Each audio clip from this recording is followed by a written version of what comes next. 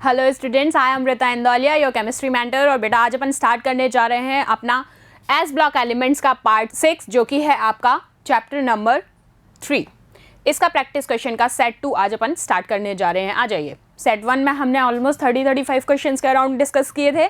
आ जाइए next set के लिए। Question number 31, which of the following statement is false. देखो कितना गंदा है ना, ये शुरुआत ही फॉल्स स्टेटमेंट से करता है। कोई बात नहीं, कर ले, हमें सब आता है, ठीक है। Ca+2 ions are not important in maintaining that regular beating of the heart। ये कब से होने लग गया? तो मुझे तो अभी दिख गया आंसर गलत, क्योंकि इसने पूछा ही आपसे फॉल्स स्टेटमेंट है। फिर भी नेक्स्ट वाले भी पढ़ लेते हैं। Mg+2 ions are important in the green part, बिल्कुल क्लोरोफिल में काम आता है। Mg+2 ion form a complex, बिल्कुल ठीक बात। Ca+2 ion are important in blood clotting, जी। तो correct answer from the incorrect point of view is this, ठीक है। फट से पिक कर लो। Next, among the following alkaline earth metal halides one which is covalent and soluble in organic solvents. आपको इनमें से वो पिक करना है जो कि एक तो कोवलेंट नेचर शो करता है और ऑर्गेनिक सॉल्वेंट में क्या है, सॉल्युबल है। तो बताइए आंसर। पहला है कैल्शियम क्लोराइड, नहीं। स्ट्रॉन्शियम क्लोराइड, नहीं। मैग्नीशियम क्लोराइड भी नहीं होगा। बेरिलियम क्लोराइड क्यों होगा? जब डाउन द ग्रुप मूव कर रहे हैं, आपको पता है सॉल्युबिलिटी की बात हो रही है, सी। सॉल्युबिलिटी की बात हो रही है, so down the group it increases, so beryllium chloride. Next, the structures of beryllium chloride in solid state and vapour phase. आपसे पूछे गए हैं सॉलिड स्टेट और वेपर फेज में बेरिलियम के स्ट्रक्चर्स कैसे होते हैं। मैंने आपको दो फॉर्म्स बताई थी, चेन एंड डायमर बेरिलियम की। तो पिक द करेक्ट आंसर। क्या? Chain and dimer respectively. Linear नहीं होते, डायमर एंड लीनियर भी नहीं होते। चेन इन बोथ, बिल्कुल भी नहीं, they are chain and dimer. Which of the following is called pearl ash. बताया था, मोती जैसा जो सफेद सफेद पाउडर बनता है, उसके लिए पूछा गया है। 34, Na2CO3, NaHCO3, K2CO3, CaCO3। Perl ऐश में मैंने बेटा आपको पहले ही बोला था, आपको याद आ जाना चाहिए कि जो सोडियम का आयन फॉर्म आता है, means what I said, sodium का आयन फॉर्म। पर्ल ऐश की बात हो रही है, यही तो कंफ्यूज होते हो। याद आना चाहिए, जब K+ जो रेजिडुअल पार्ट जो होता है वो होता है आपका ऐश फॉर्म में, पाउडर फॉर्म में। तो देख लो ना, जब K+ बस याद आ जाए तुम्हें, तो यहाँ पर वो एलिमेंट पिक कर लो जो पोटेशियम है जिसके पास। ये रहा। क्यों इन पे दिमाग लगा रहे हो? खत्म। पर्ल ऐश का कंस्टिट्यूएंट क्या है? पोटेशियम वाला। Next, properties of lithium and magnesium are similar. पढ़ी थी ना, सिमिलैरिटीज भी बताई थी, डिफरेंसेस भी बताए थे तुमको, सारी चीज़ें बताई थी कि लिथियम और मैग्नीशियम की सिमिलर प्रॉपर्टीज बताओ क्यों होती हैं। They belong to the same group, ionization potential is same for both of the same, electron affinity is same and show diagonal relationship. याद आया? लिथियम मैग्नीशियम डायगोनल रिलेशनशिप की बात हो रही थी, इसी वजह से सिमिलर प्रॉपर्टीज की भी बात की थी मैंने दोनों के केस में।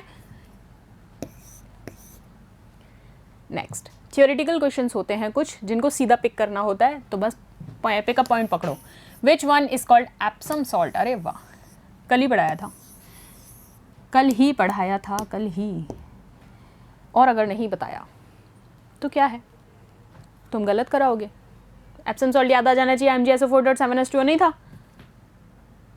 मैंने कहा फट से आंसर तुम्हें बोल दिया ना बेटा। तुम्हें याद होगा कि अपन एप्सम सॉल्ट को ही बोलते हैं मैग्नीशियम सल्फेट। अब बताओ मुझे इनमें से मैग्नीशियम सल्फेट कौन सा है? ये सुन के तुम्हें याद आ जाएगा। मैम मैग्नीशियम सल्फेट तो यही है ना, MgSO4.7H2। तो बस उसी का नाम तो है एप्सम सॉल्ट। दिक्कत कहाँ है? यही तो लैंग्वेज टर्न अप है। मैग्नीशियम सल्फेट तुम्हें याद है, मैग्नीशियम सल्फेट को ही एप्सम सॉल्ट कहते हैं, ठीक है। किस में काम आता है ये? एग्रीकल्चर में काम आता है। और जितने भी तुम खूबसूरत बनते हो ना, गर्ल्स और बॉयज़ भी आजकल कमी नहीं रखते मेकअप करने में, खूब मेकअप करते हो। ये ब्यूटी प्रोडक्ट्स में भी यूज़ किया जाता है बच्चों। ज़माना खूबसूरती का है ना, बस अच्छी चीज़ें ही तुम्हें अच्छी लगती हैं। आंसर सही आ जाए तो तुम्हें अच्छा लगता है, बस। Next, which one of the following gemstone contain beryllium metal. क्या कहा? इनमें से कौन सा जेमस्टोन है जिसमें बेरिलियम मेटल होता है? टोपाज में नहीं होता, रूबी तुम्हें पता है नहीं होता, kind of diamond also, blue sapphire भी it's an property of diamond, emerald ही जो है, एमराल्ड, यही होता है जिसमें बेरिलियम मेटल पाया जाता है।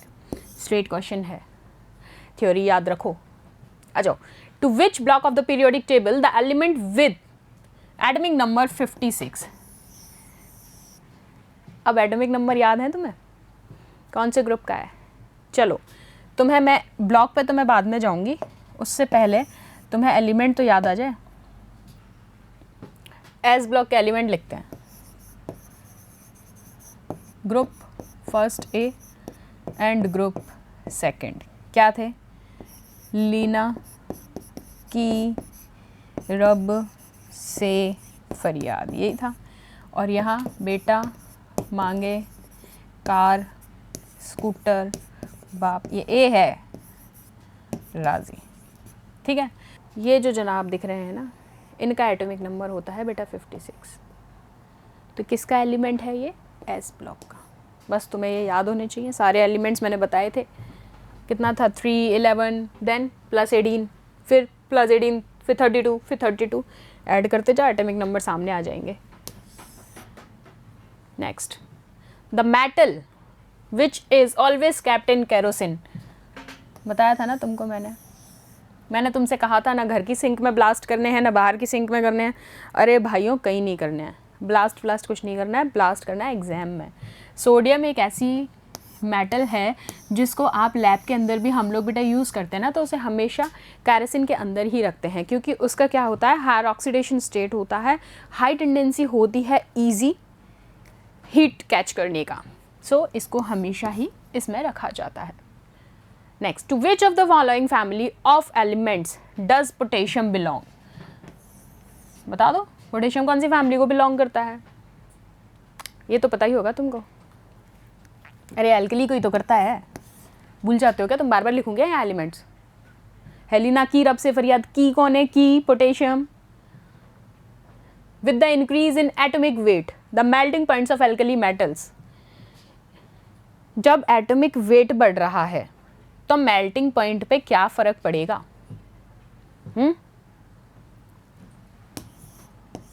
क्यों? तुम्हें याद होगा, क्योंकि मेल्टिंग पॉइंट और डेंसिटी लो होते हैं। ठीक है, जिस वजह से आप कहेंगे कि कौन? एटॉमिक वेट जैसे जैसे बढ़ रहा है तो मेल्टिंग पॉइंट क्या हो जाएगा? डिक्रीज हो जाएगा। बस कॉन्सेप्चुअल क्वेश्चन है। विच of the following gases is not an inert gas? अब तुमको इनर्ट गैसेज सारी पता है, हीलियम, नियॉन, आर्गन, क्रिप्टन, जेनन और रेडन। अब देख लो इनमें से कौन सी नहीं है। हीलियम है, नियॉन है, रेडन है, हाइड्रोजन होती है क्या? देख लो, इतने सिली क्वेश्चंस भी पूछ लेता है। तो आंसर ये है, ठीक है, this.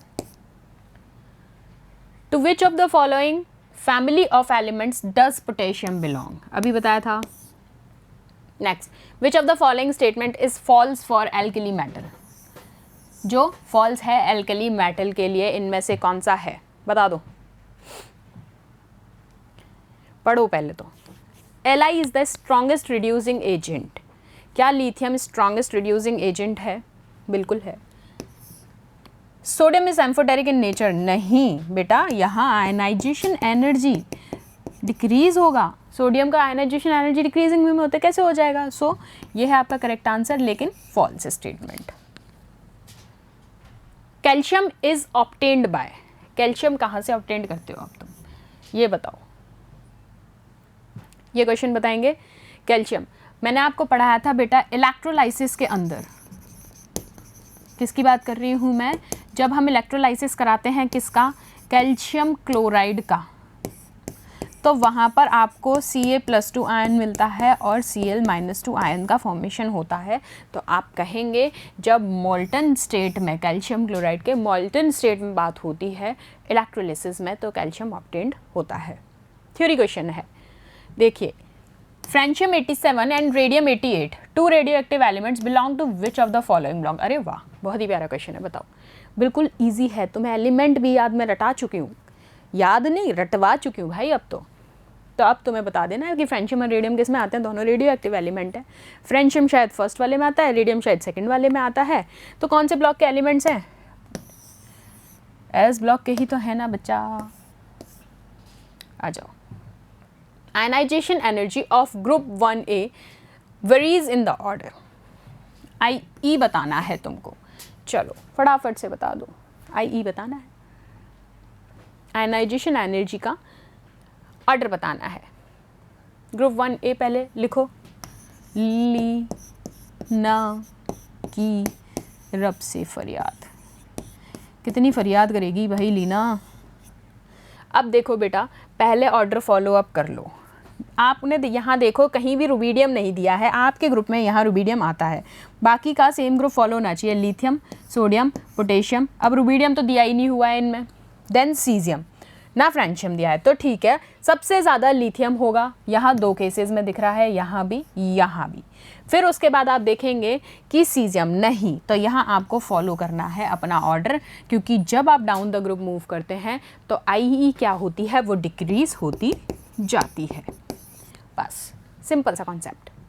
Next, bleaching powder is represented as, कल पढ़ाया था, ब्लीचिंग पाउडर पढ़ाया था, वॉशिंग सोडा, बहुत सारे पाउडर्स पढ़ाए थे, कुछ इंपॉर्टेंट कंपाउंड्स पढ़ाए थे ना। तो बस आप फॉर्मूला बता दो, कल याद किया था ना तुमने कि ब्लीचिंग पाउडर का फॉर्मूला क्या होता है, कुछ याद आया ऐसा? CaOCl2, this is your bleaching powder, ये तो याद रखने पड़ेंगे। Next, plaster of Paris is chemically, कि प्लास्टर ऑफ पेरिस क्या होता है केमिकली। अब इसका भी फॉर्मूला ही पूछा है, कल मैंने बताया था, एक तो जिप्सम फॉर्म में था, जब उसको सेटिंग हो जाती है, सेटिंग मतलब जितना पानी डालते जाओगे उतना ही ज़्यादा हार्ड होता जाएगा, वो जिप्सम फॉर्म में था। यहाँ लेकिन आपसे पूछा है प्लास्टर ऑफ पेरिस का फॉर्मूला, तो बेटा आपको पता है प्लास्टर ऑफ पेरिस का फॉर्मूला होता है CaSO4 ठीक है। Next, elements of group 1 give colour in Bunsen burner due to, ये इसमें कलर क्यों देते हैं, इसका रीज़न आपसे पूछा गया है, तो आपको बताना है क्योंकि वहाँ पर आयनाइजेशन पोटेंशियल जो होता है लो होता है, किनका, ग्रुप 1 वालों का, और वो कौन है, फ्रॉम लीना टू, लीना की रब से फरियाद, यहाँ से यहाँ तक। So your answer is this. Next, इसका रीज़न क्या होता है, देखो आपको पता है लिथियम के पास, मैंने आपको बताया भी था, याद रहना चाहिए कि लिथियम के पास लास्ट शेल में जैसे 3 इलेक्ट्रॉन्स टोटल है, लास्ट शेल में 1 इलेक्ट्रॉन है, ईजिली दे देगा ना। तो आपको पता होना चाहिए कि फर्स्ट ग्रुप में लो IP की वजह से ये क्या करते हैं, क्योंकि इलेक्ट्रॉन ईजिली दे देगा, मीन्स कि उसके पास क्या है, नई पेयर अप की बैंडिशंस ज़्यादा नहीं है, ईजिली मूव आउट कर सकता है। तो बस आ जाओ, एम्फोटेरिक, फिर लास्ट टाइम बता रही हूँ, एसिड और बेस बोथ, बता दो यार, ये तो कैल्शियम ऑक्साइड बेसिक है, ये बेसिक है, ये बेसिक है, आपको पता है Al2O3 और ZNO, ये 2 ही ऐसे कंपाउंड्स हैं जो कैसे होते हैं, एम्फोटेरिक होते हैं। क्लियर? सो आपके प्रैक्टिस सेट क्वेश्चंस यहाँ पर ख़त्म होते हैं, हमारा chapter S block totally wind up होता है। अब नेक्स्ट पार्ट में हम लोग स्टार्ट करेंगे आपके साथ P ब्लॉक एलिमेंट्स, और ये बिल्कुल भी नहीं सोचना है कि एस ब्लॉक और P ब्लॉक मैच करेंगे बहुत ही माइनर चेंजेस में, जो कि मैं आपको बताऊंगी कैसे कैसे। P ब्लॉक बिल्कुल ही नया चैप्टर है, नए स्टार्ट के साथ हम स्टार्ट करेंगे। सो टिल देन ये सारी चीज़ें पढ़िए, मिलते हैं नेक्स्ट सेशन में। Thank you so much students.